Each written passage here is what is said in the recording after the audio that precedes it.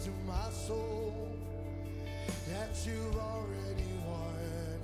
And even though I can't see it, I'm gonna keep believing that every promise you make is as good as done. Come on, sing it, yeah. I give you my worship. You still deserve it. You're worthy. You're worthy. You're worthy of my song. I'll pour out your praises in blessing and breaking. You're worthy. You're worthy.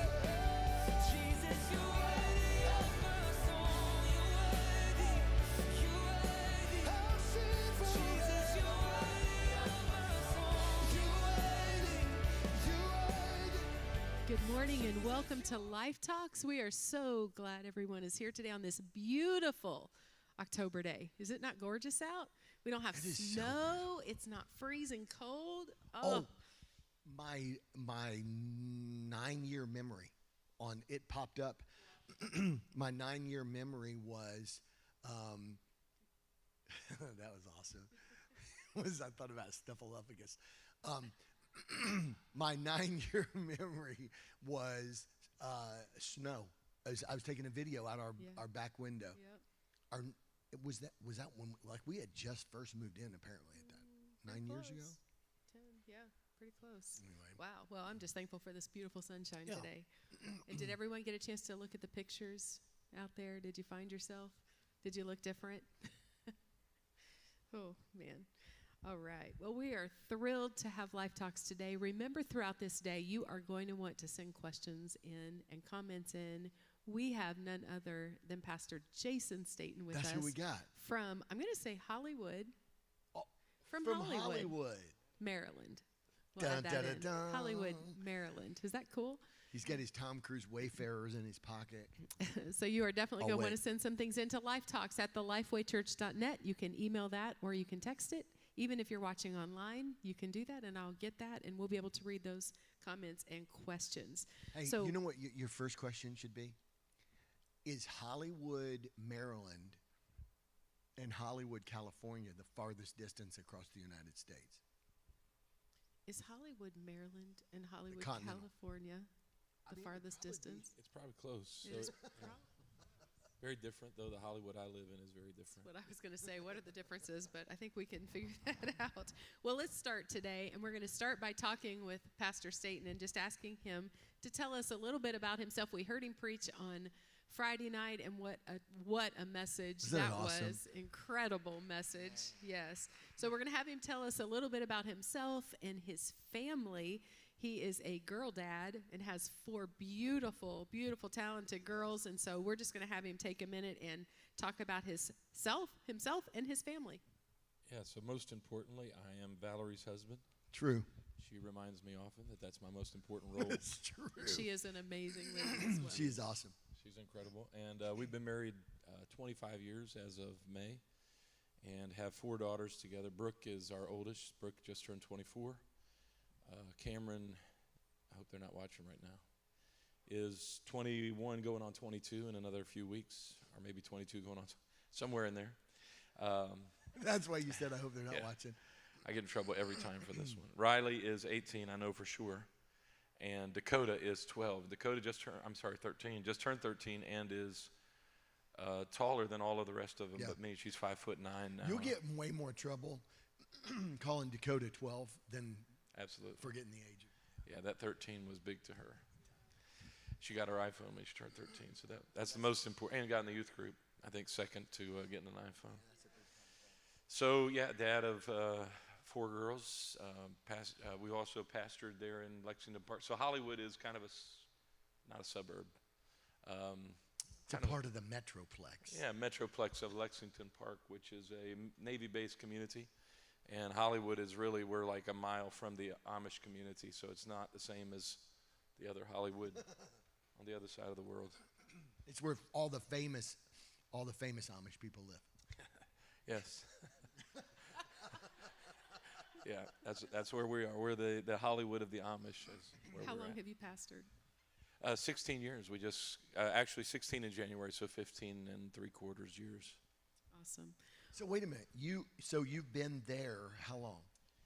Well, my dad planted the church when I Right. was 7 years old. So total now I've been there 40 years. We just celebrated 40 years as a church. I've been That there is in ministry awesome. 25 years. So I started out as a youth pastor, did that for about 5 years, then was the associate pastor.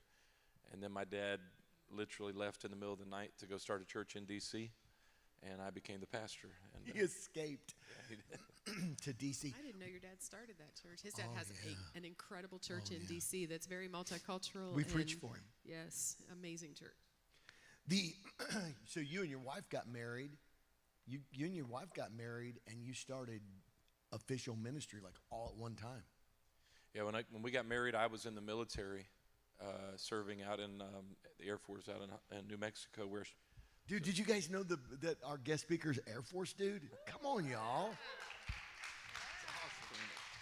I would love to have gotten stationed at Wright-Patterson. I got stationed in Holloman Air Force Base, and at the time in tech school, the kind of senior airman there told us that, hey, you're going to love Holloman. There's a lady behind every tree. So we were like, this is going to be awesome. I was single, obviously, at the time. So I was excited until we're landing, in the airplane landing at the base there, and there was no trees. So That's Air Force humor. Is that terrible, Brother Miller, that literally yesterday I took him golfing instead of taking him to the Air Force Museum? I was okay with that. Womp, womp, womp. They wanted to be outside. All right. Well, I'm gonna start this today by it is Pastor Appreciation Month, and we're very thankful for our pastor. We're thankful for all pastors. All pastors. Wow, what a burden they carry. But Pastor posted something on Facebook this week, and it resonated with a lot of people. And so I'm going to talk about a few of these things. Things that you need to know about your pastor, things you should know about your pastor. And I'm going to read them. I'm going to have you guys interject as you see fit as I'm reading through them. There's 20 things, and I'm just going to hit them, and it tells about them and how we should be because of this.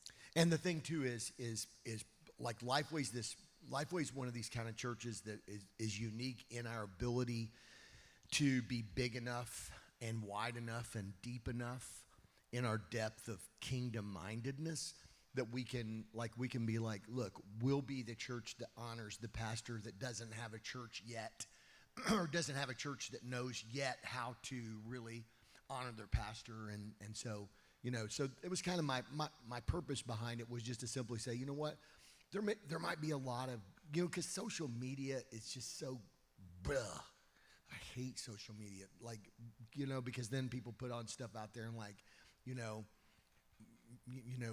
for Pastor Appreciation Month, let's look what our church got us, and whatever. And then you got these young guys that are out there first time pastored, or they're trying to resurrect a church that had one foot in the grave, or they're planting a church, and everybody in the church is brand new, and they don't even know October is Pastor Appreciation Month or whatever. And so, we're wanting to, because I was the NAM director for 13 years, and so a lot of times I would purposely take the month of October and say, we want to thank you. So we would send a gift to our church planters and stuff on this month to just simply say, and we know maybe your church doesn't know how to do this. So that was kind of what was behind in the back of my mind. Right, and I'm a part of a pastor's wives group that's a private group, and I've seen a lot of these home missions pastors' wives on there talking about that exact thing and crying, saying I've spent hours crying because no one is thankful for my husband, and I see the hours that he puts in and the things that he does. And so thank you for putting this out for pastors, because this is amazing. So again, I'm going to start reading, and as I do, please just stop me and interject, okay? So number 1, things you should know about your pastor. Number 1, he loves God and he loves you a lot. So be mindful. Number 2, he is a painfully limited human being. So be realistic. Number 3, he probably has a pretty low view of his performance. So be kind. These are things you probably don't know, but these are all very true. Number 4, he wishes he were a better preacher. So please be awake. His brother. If y'all look at the pictures out there, there's a couple pictures of people sleeping, by the way. And that probably During connects. church. That probably connects to number 3 because of the performance. Like, for crying out loud, I can't even keep people awake. No. If you're on medication, you can't help it. It's all right. Yeah. Number 5. And not Lifeway, you know. Not Lifeway. No, not Lifeway. Number 5. He really does want God's best for you and your family. So please be open-hearted. Number 6. His work knows no time or locational boundaries. So be patient. When we were back in the green room today, we were talking, getting ready to come up, and Brother Staten took a call, and he walked to the back, and I heard him say, Lord, I pray right now for Josh. Touch Josh right now in Jesus' name. He was praying. I mean, it knows no boundaries. It never stops. Josh was preaching. Josh was preaching today. And you know what? What's funny is I had a humorous voice message one time on my voicemail, and so many people were like, "That is so awesome!" And really, the pastors probably liked it more than anybody. I don't know if anybody remembers this. I only kept it for a little time because I'm like, I don't want people to think I'm being like snarky or whatever. But my voice message was, "Hello, this is Pastor Ken Dillingham. You've reached my voicemail. I'm probably busy taking care of very important people just like you. So if you leave your voicemail." You know, and a lot of pastors are like, "That is so awesome," because but everybody's important, right? Everybody's important, and one of the really difficult things, and I'll just take a moment to interject right now because you gave me that liberty. You're the moderator, and you gave me the liberty to interject, and I just stopped myself from saying something silly. Isn't that amazing? I took my ADD medication today. No, I really, but the coffee's offsetting it. So, no, but like seriously, we were talking about this. We were talking about the fact that it really has kind of changed this has kind of changed the dynamics. Like it's good in some ways that people can, you don't have to have a meeting for everything, which it's like, we could have probably had a phone call for that or whatever. A lot of stuff is able to be taken care of by text, but we don't have really any like text expectations and text etiquette. Right. And so people think, and different people think different things. Like different people think like if you got a cell phone and I sent you a text and you haven't responded in like an hour, well then why haven't you responded to my text? And so I think there is a little issue with people kind of feeling like, like I sent you a text, you should have responded or whatever. And I think that there's a pressure even just on those little type things. And, we were talking the other day about people saying like, oh man, I'm so busy, or the church is so busy, or people are so busy. And I mentioned this before, like you look back and say, well, are people really busier than like farmers who are getting up at like 4:30 in the morning to go do, whatever? But what it is, I think, is psychologists have actually demonstrated that the feeling of being busy is actually like hundreds of little unimportant bits of information that are taking up the space in our brain like filler, right? I call it mental fibromyalgia. Right? You like that? It's like no, for real. So fibromyalgia, if you ever do any like a little study about fibromyalgia, doctors aren't really sure what fibromyalgia is. They think that fibromyalgia is actually inflammation of connective tissue. And I believe that mental fibromyalgia is the inflammation of the connective space in your brain that's filled with a lot of unimportant information that you really don't need, which is one of the reasons why I hate social media. Inflammation of information. Bro, you can preach that. Just gave you a message. Yeah. Inflammation of information. My. But it's good. So anyway, I'm going to do a little research on that.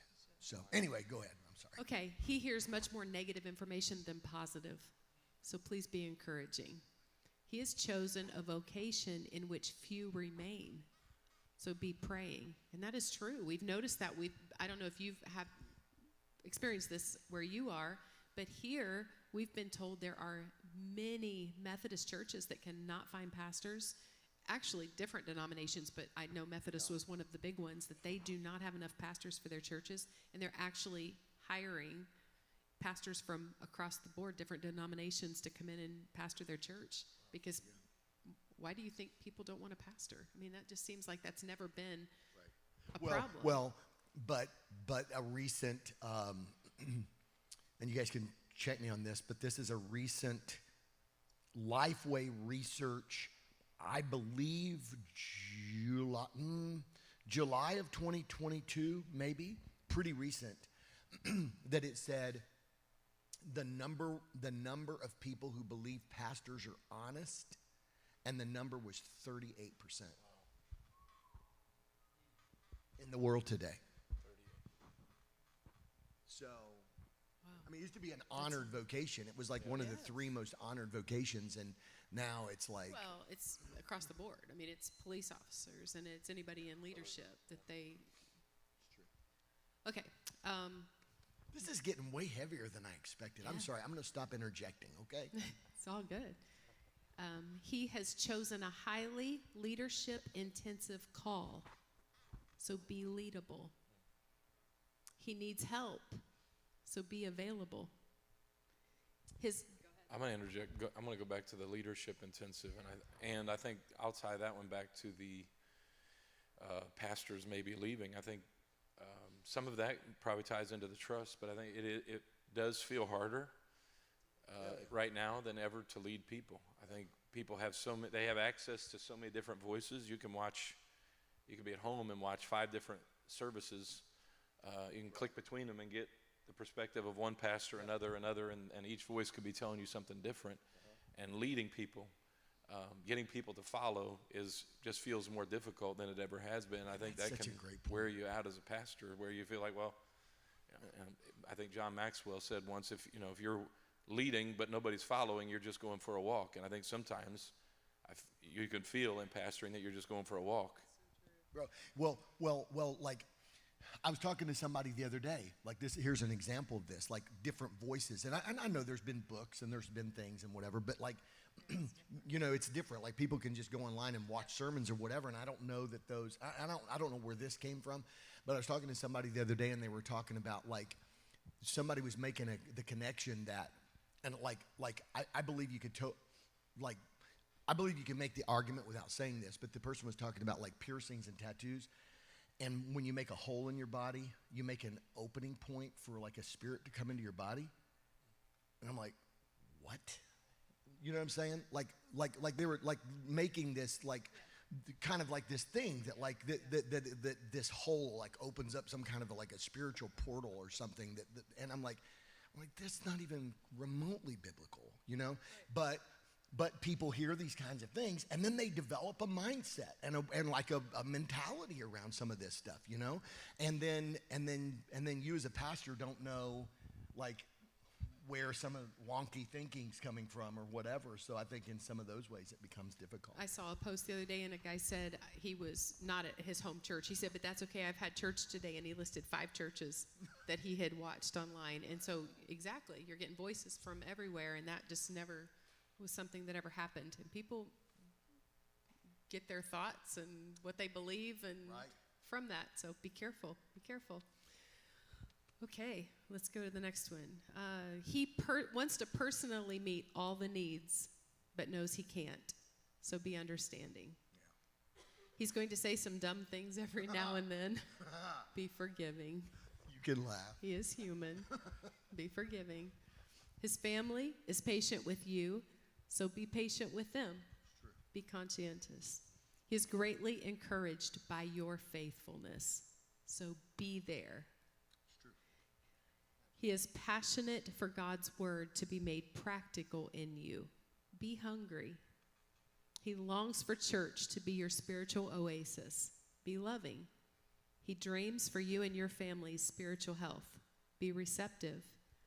He needs to hear that you prayed for him. Be interceding. And the last one I love. He's just a regular guy. So be real. We can all be real together. He's just a regular guy. So I do think that all resonated with a lot of people. Just letting you know a different flip side that you don't always think about. Well, what was interesting too was, sometimes I look at like certain, I don't even understand how some of the algorithms work or whatever, but like the last I checked, it had been shared like 67 times, and like the loves. I don't know that this matters or not. Somebody was talking the other day about something about, difference between a like and a love, and like, do you like it, or did you like it, or did you love it? And whatever. And I'm like, so I just love everything. I'm like, dude, I love it, man. People are like, dude, I got some new tires on my truck. I'm like, I love it. I just love it all. But anyway. Love like Jesus. Exactly. That's what it is. Yeah. Love covers a multitude of sins. True. So like, I love you. Yeah. And so, but anyway, I don't know. I'm not saying I love you. No, I don't mean to. He's just a regular guy. Yeah. He says things sometimes that. I didn't mean you. I meant I'm speaking out. We just be patient. We be loving back like Jesus, right? He wants the church to be an oasis. Okay, he wants a house. He wants a house to go home to. I wasn't talking about you. I was saying. They laughed. I'm talking into the air, okay? I'm talking. Just don't look at me. Okay. I'll look at the third light from the back in the middle. Yeah. Anyway. So anyway, the thing was, though, the interesting thing about it was it was interesting to me how many shares and how many of the comments and whatever were actually saints. It wasn't like pastors going like, yeah, thank you, man, appreciate me, understand me, which some of those sometimes can lean in that direction, a little bit. So anyway, that's all I'm saying. All right, so now we're going to head right back to you. Tell us a little bit about your work with leadership development and what got you involved in that. And I think the probably earliest was growing up playing sports, very involved, baseball, basketball, various things like that. And I've always been an observer. I observe the way people do things and try to incorporate the good and learn from the bad. And noticing coaches who invested in people and the transformation that could take place through just small. We demonstrated that yesterday on the golf course. Pastor gave me some small changes to make and made pretty good difference in my score from one day to the next. Anyway, just noticing that. Does it say 3 more rounds and you'll be on tour? Yeah, 3 more rounds and I won't be here on Sundays anymore. I think it would take a lot more than that. But tithe to Lifeway, brother. Yes, sir, I will tithe right here. But I noticed that I think beginning at that stage, but also moving on from that, just pastoral leaders, business leaders, noticing the difference one person can make when they are a good leader, and noticing the difference a person can make when they're ineffective as a leader. I'll say it that way, when you don't heart that leader. When what they're doing is destructive, how many lives can be destroyed by poor leadership. And so that kind of set me on a quest, first of all, to develop. I wanted to be a good leader. I wanted to be the person that when I walk in the room, the atmosphere rises. I want to be the person that when I walk in the room, people feel better, people feel more secure, people feel safe. And so I started on that quest just for me personally. And then I think kind of came to the point where I said, you know what, I can either give my life to building things like, buildings or organizations or things of that nature, or I can give myself to building people. And I just decided, I think I'm going to have a bigger impact there. So that's the kind of the pathway that I'm on now, is I want to help build people, because I recognize that what that can do to raise, our nation right now. I think a lot of where we're at as a nation is because we just don't have leaders that are strong. We need more leaders that whatever room they walk into, they raise the emotional wellness of that room instead of kind of sucking the oxygen out of the room. That's so good. What are some of the things that you've done to like formalize that? Like you created some sort of like formal, not just simply just your, I don't want to say your kind of your everyday ministry type thing, but but you kind of formalized that. Can you talk about that a little bit? Yeah, it started, I think, in our local church. I developed, I put a lot into the resources that I've created. So I would create like yearly devotionals for our church that were focused on developing leaders. A few years ago, I got certified with the John Maxwell Group as a coach and instructor, and then created a year-long course called Raising the Bar that really, the purpose of that was to take people no matter where they're at and take them through a progression of steps to that. Certainly you can't make people grow, but give them a pathway of growth to where if they followed those steps, they would be effective in leadership. And most recently, we've created a platform that gives opportunity for people to place content with. So I think those are just some of the things that I've done. That's so awesome. How many of you have heard of Fountain? Have you heard of Fountain? You've heard of it? Can you want to discuss it and describe it a little bit? Yeah. First of all, so it's spelled FOWNTN. At least the fountain I'm talking about. I recognize that's not the fountain that you get water out of. But we like the team that I've been working with, love the concept of what a fountain is. It's one place that you can go to get, that all the water, all the refreshment that you need comes to one source that you can receive from. So we like that idea. And so when we started developing this app, this platform, the regular spelling, fountain.com, was taken. So we went with the alternative spelling, fountain.com. And that's, so I'd created that course, Raising the Bar, which was a leadership course, and I started trying to get it out there. I'd invested a significant amount of money into the development of it. Never thought I would get rich off of it, and I haven't. Still am very much in the hole off of it, but it wasn't about that to me, but it was more so about getting it out to people so that I could help people, kind of find that same path that I had found. But when I noticed that when I tried to get it out there, it was hard to find the people that I was looking for.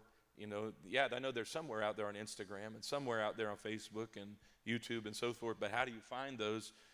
And then you go through the process of marketing, and when it's your name, it comes across as self-promotion. And so I started getting friends calling me. They're like, hey, are you losing your mind? Or, you used to be so against self-promotion, now you're doing it. And so I just kind of quit and said, you know what, I'm not going to do it. So I started talking with some other friends that were having kind of similar frustrations. And so we said we need to develop a platform where apostolic content creators, whether that's musicians or leadership content, can put their content where there is a pooled together, where we can form the audience of apostolics so we can get content to the audience that we're looking for. And that's kind of what Fountain is. That is so good. How do you get there? You can go. You go to the App Store, FOWNTN, and you search it. I think it's Google, whatever.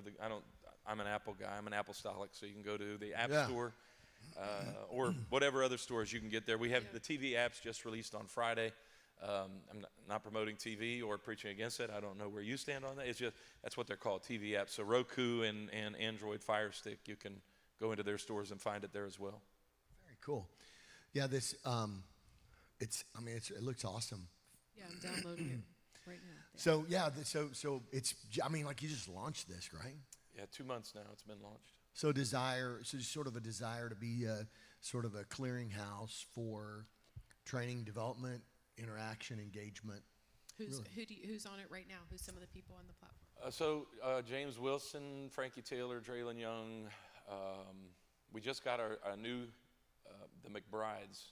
Yeah. They are country and Western, Christian country and Western, which is a different flavor than everything else we have. But we're expanding. We've got the FAC Maryville, the Carpenters, their church is on there. The Apostolic Collective, Chad Erickson, Sherry McKee. Yeah, Sherry McKee in fact, a new song that we're going to be releasing next. It's a Christmas year. If you don't sign up for any other reason, it's worth for that song that's getting ready to come out. It's very rare that I hear a song that hits me, and so we were waiting for the tee box to clear yesterday.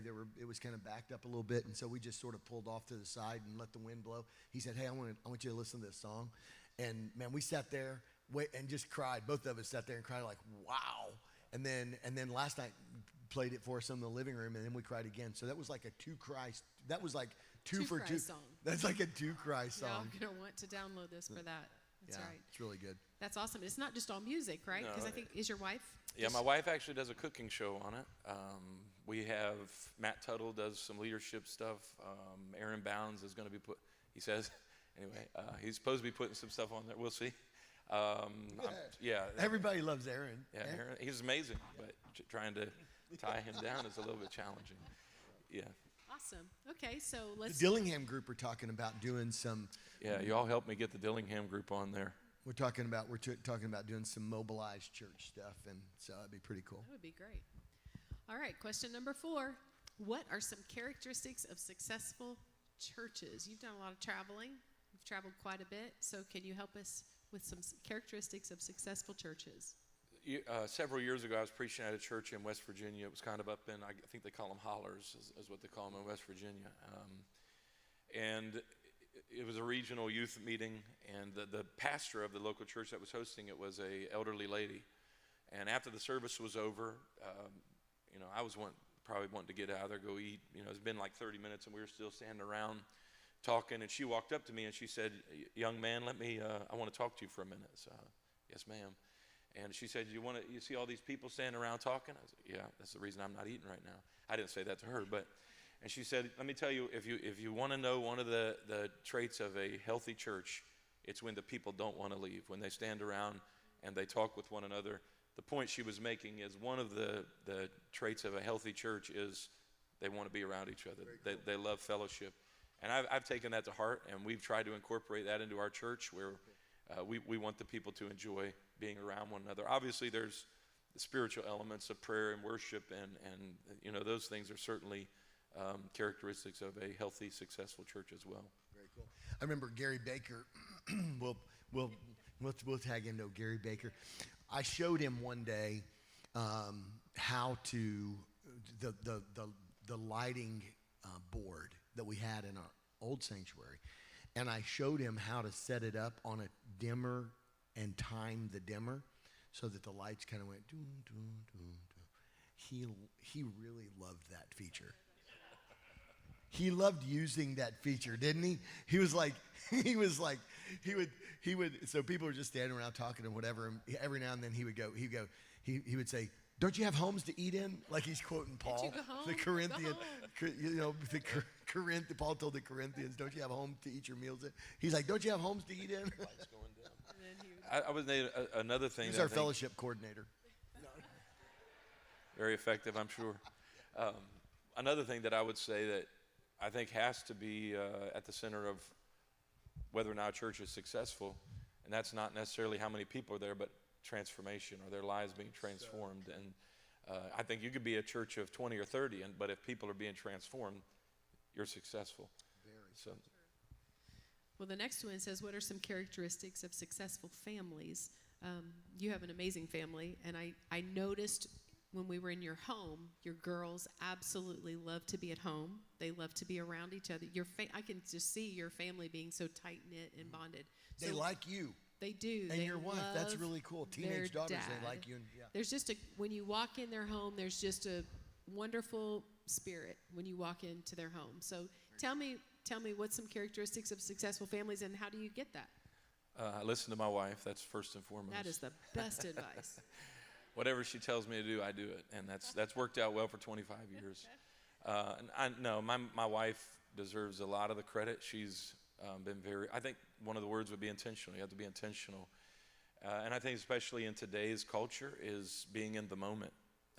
I think early in when my daughters were young and technology was, the internet was kind of exploding onto the scene, and people were kind of figuring out balancing time. And my wife really put her foot down and said, you're not going to be on your laptop. At that time, it was PDAs, not posted displays of affection. That's not the right one. Personal device, digital assistant, I think is what it stood for. She said, you're not going to be on that. Or it could be that too. The other. Either way, buddy, if the initials are PDA, you ain't doing it. You ain't doing it. So she put her foot down, and we. I'm glad she did, because, I don't think there's ever going to be anybody at the end of their life that they look back and they're like, I wish. if I just had one more day to scroll through Facebook, one more opportunity to like a post on Instagram. It's not going to be that. It's going to be if I had 5 more minutes with my children. If I just had one more opportunity to take my kids to the park. I mean, even now, I look at that with my children. I think I did a good job, but man, I sure do wish I could have done better. And so I think being in the moment is so important, being intentional, scheduling things. I think, especially going back to as a pastor, I think it's important that you schedule and say, we're going to take this evening and we're going to spend time as a family, and I'm going to put my phone on Do Not Disturb, and we're just going to spend time as a family. Because I think if you don't do that, everything else can just invade, and by the time you know it, well, all the opportunity is gone, and your children are grown up and gone, and you missed out on so much. Yeah, I like to, go ahead. No, I like to be, and I like to be, like reasonable and whatever. And I think even before internet and before social media and electronic devices and whatever, that sometimes are a normal pathway, to separation.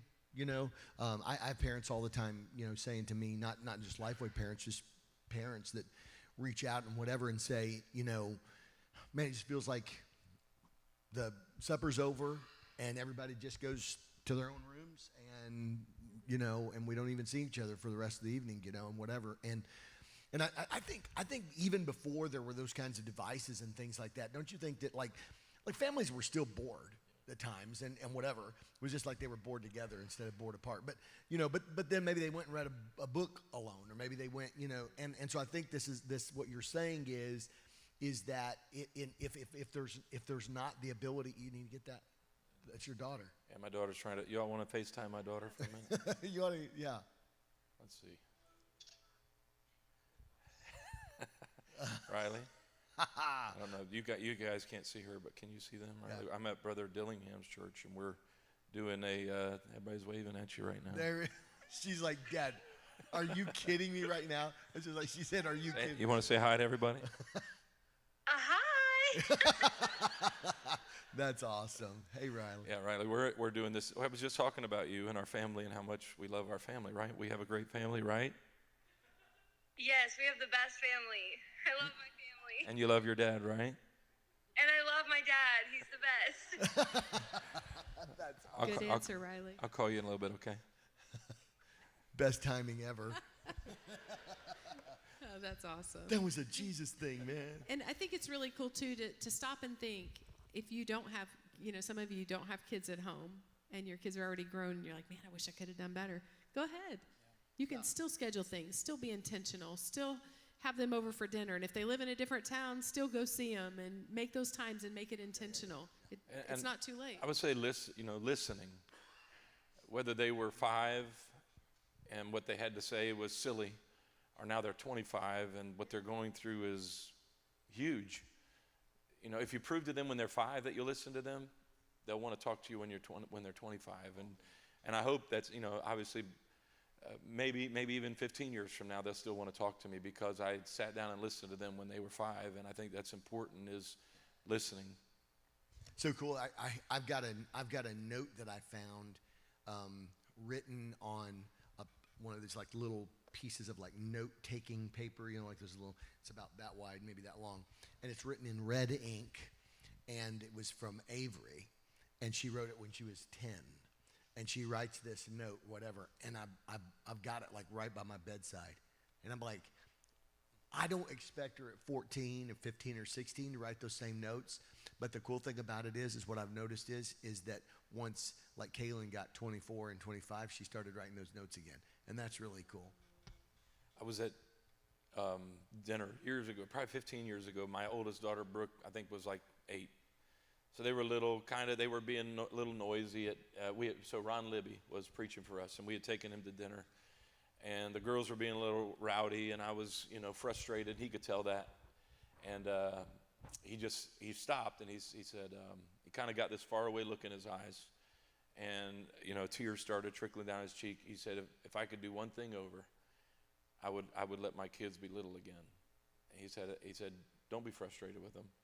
He said, appreciate these moments. And I tried from that moment. I feel like that was kind of kicked me into another gear as a dad, where I said, I'm going to be more intentional Anyway, that ties into that. I mean, that's so good. And the thing about it is I think another thing that takes pressure, because like sometimes you feel like you need to be the perfect family, when you got this. Because I mean, Brother Libby, right? I mean, he was in your area.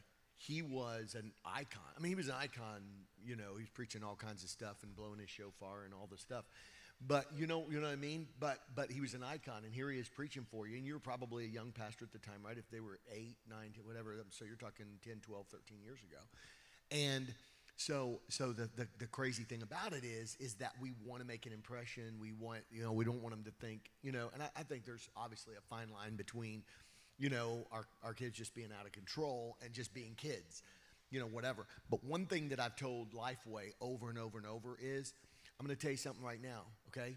We're not going to expect our kids to be perfect just because we're the pastor's family, okay? And I'm not going to expect your kids to be perfect. So let's just make that deal right now, and because your kids aren't, if your kids aren't allowed to be, if they're not allowed to go through normal developmental stuff, then right, and so I want my children to be able to be like,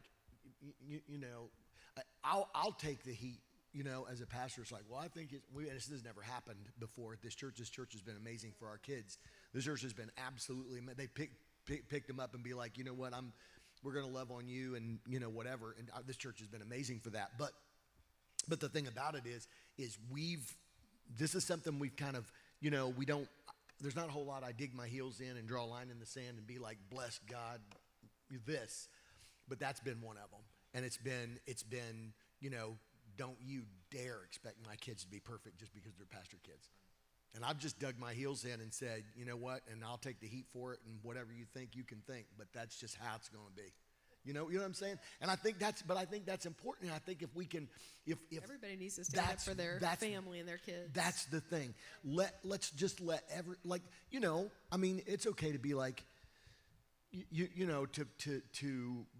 to want your children to excel, and I think there's whatever, and I don't think we need to have an atmosphere of mayhem. But what I am saying, I'm just talking about just normal developmental stuff. There's so much pressure on families and stuff, and I think it's just undue pressure. And I love the fact that Brother Libby basically just said, just let your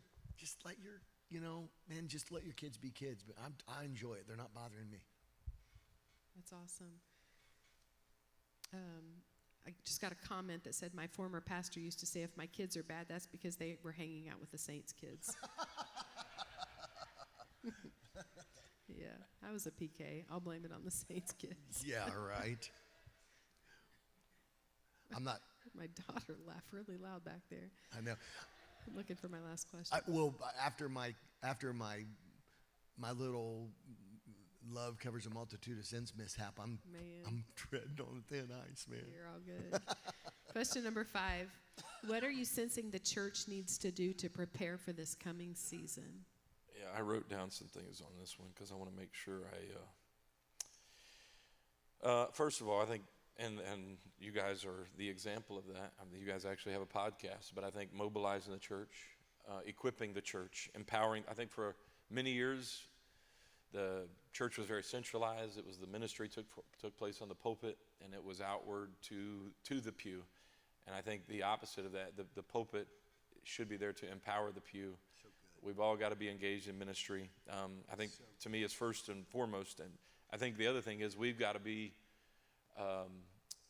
very intentional about healing broken people. Our world is, I think it almost feels like they're intentionally breaking people right now. Like introducing concepts and ideas that the ramifications 10 years from now are going to be.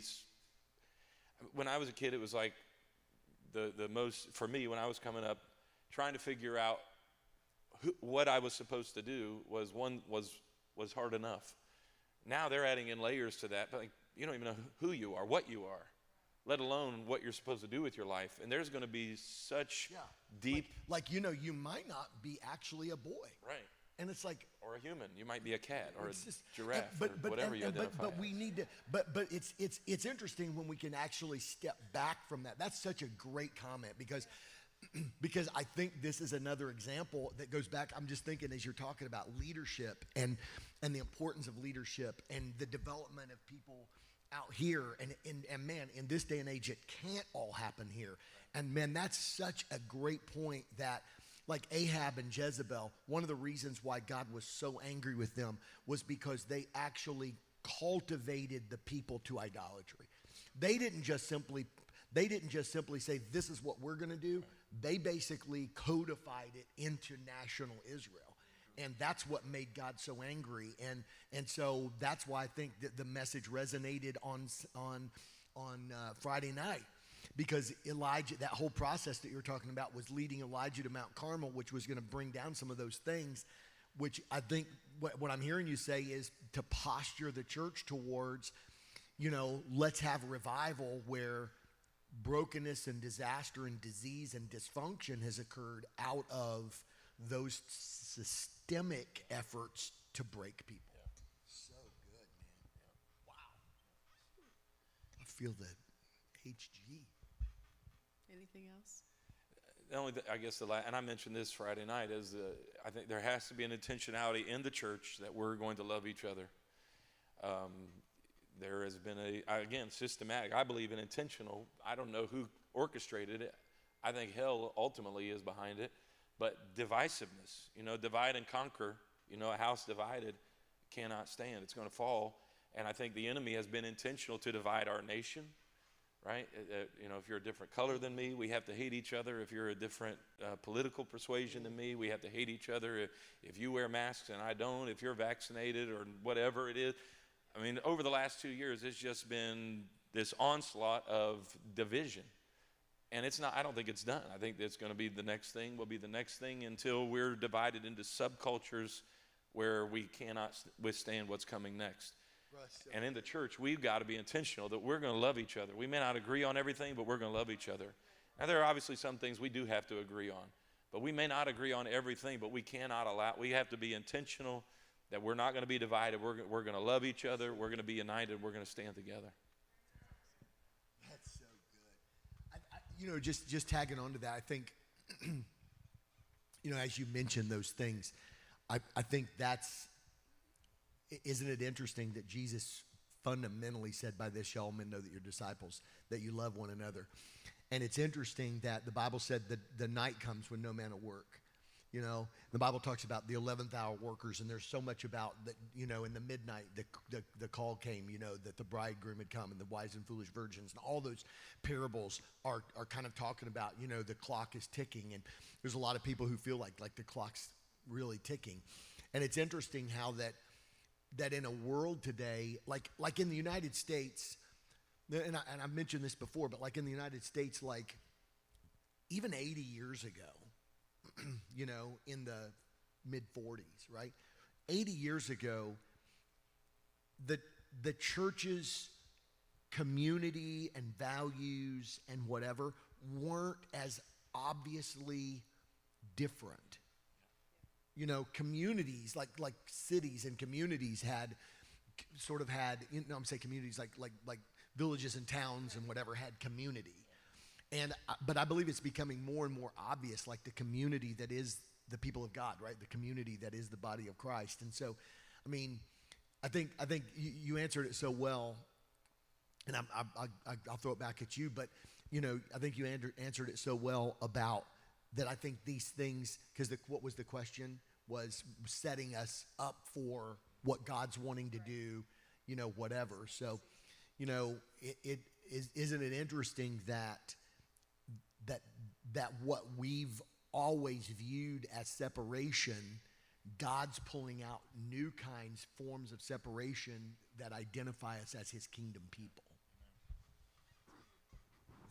I think I agree too. He talked about being intentional, and I think even in the church, we've talked hours upon hours and weeks upon weeks about being intentional with people on the outside and making spiritual conversations, finding people and building relationships. But I think it's just as important in the church. Sometimes when our focus is totally there, we have to be, what does it say? As the time draws closer, all the more. All the more. all the more. And that Forsake not the I think that assembling of doesn't always, yourselves. right, for the assembling of yourself, I don't know that that means church services, have more church services, but be together and be strong for each other and encouraging to each other. And I said yesterday we were just in the community, and I had noticed kind of one of the fall festivals in the community. I think there was like a corn maze, and I mentioned to Pastor that to me, that's almost I know it's not spiritual, but it's a statement that there is still a content, because when you go to those things, it's we went last week to one as a family in our community, and there was, I don't know, probably 1,000 people at that, because people are hungry for that. There is still something in America where we want common values, and I think good values, right? They may not know it, but it does come out of a God consciousness. They want healthy community, and to me, it's almost, I know it's not spiritual. I know people aren't getting the Holy Ghost there, but when I drive by those, I almost feel like it's, our society kind of thumbing their nose at the devil, saying, there is still a segment of our society who wants community and wants togetherness. So refreshing. I had a couple, a wonderful, beautiful couple from our church that I met with last week, and we were just talking about how, for this cause shall a man leave his mother and father, cleave unto his wife, and the two should become one flesh. And we were just talking about that God's plan for marriage is to leave, cleave, and weave, right? And we were talking about that. And I think that forsake not the assembling of yourselves, and all the more as you see the day approaching. That is interesting. You bring up a very astute, spiritually observant point. When you said that. No, for real, and I'm being serious. I'm not just, okay.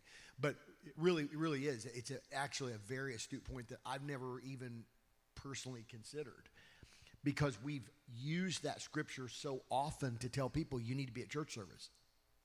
When the door's open, you need to be at church service. And I believe there's an element to that. But I believe that sometimes what we think we know about a scripture hinders us from understanding the deeper truth and understanding.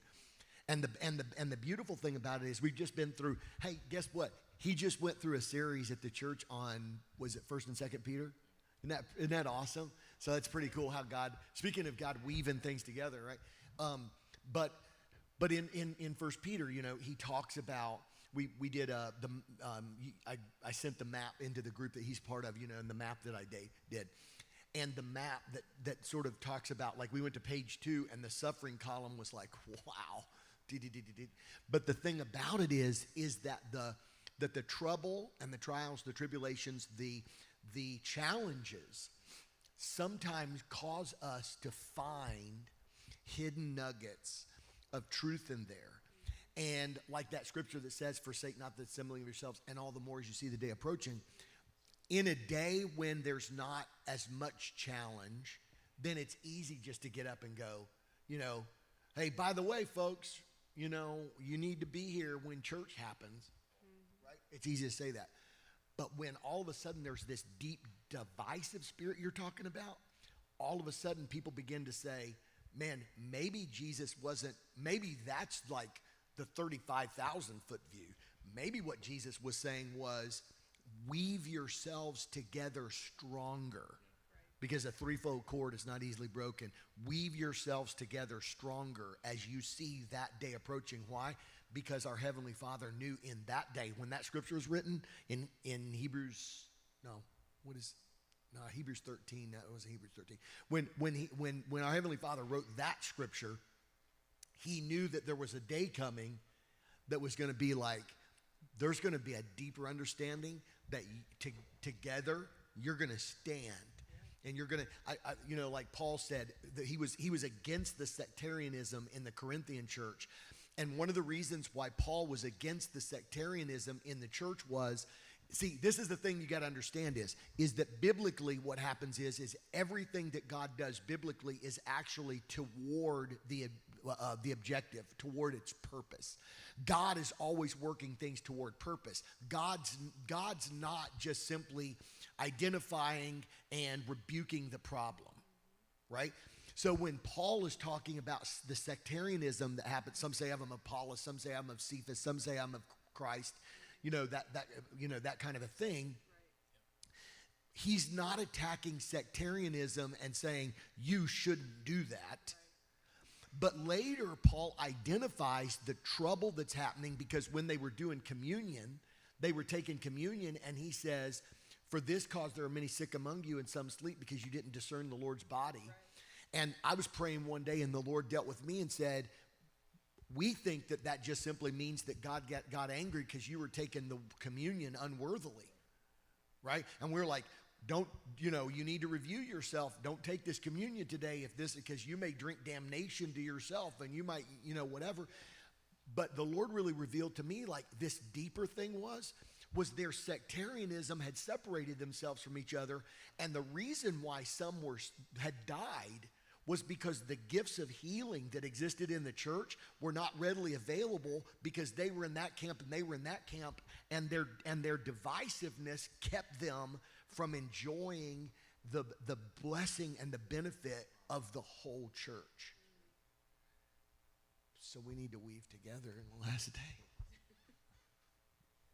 I agree. Thanks, Brother Staten. That was great. You're awesome, dude. Come on. Let's give your pastor a hand for that one. No, you gave me. No, that was great. That revelation. No, for real. That was the revelation that you spoke it. You opened up that that window.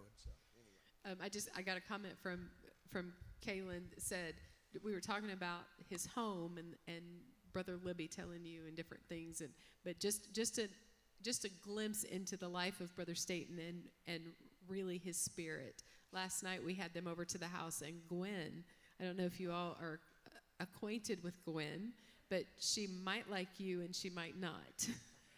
It just depends on the day and her you'll mood. probably know one way or the other. And you may know which that is. She likes everybody. It just doesn't always hit at the right time. But last night, oh my goodness, she was putting string around his arm, calling it a necklace that he was wearing, and she was cooking him food and playing princess and They took a picture, and she said, "You smiled the bestest." She said, "You smiled the bestest."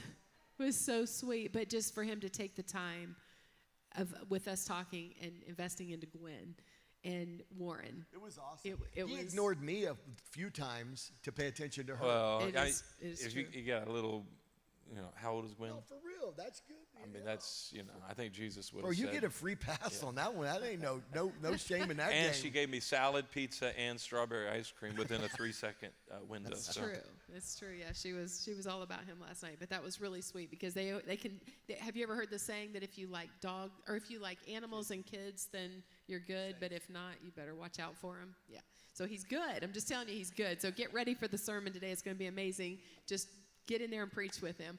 All right, well, it's time to go. We have a few minutes. Please don't forget your children. Go ahead and pick them up from Sunday school and also... Could I interject one last thing? It is Pastor Appreciation, and I know you guys do, but you know it, but you've got amazing leadership here. People all around our nation, around the world, are learning what you guys already knew. And so honor them, work with them, get a hold of their vision, help them further that. And you really do. You have some of the very best leadership here. Thank you, Brother Staten. All right, go grab a donut and grab some coffee. We'll see you at 11.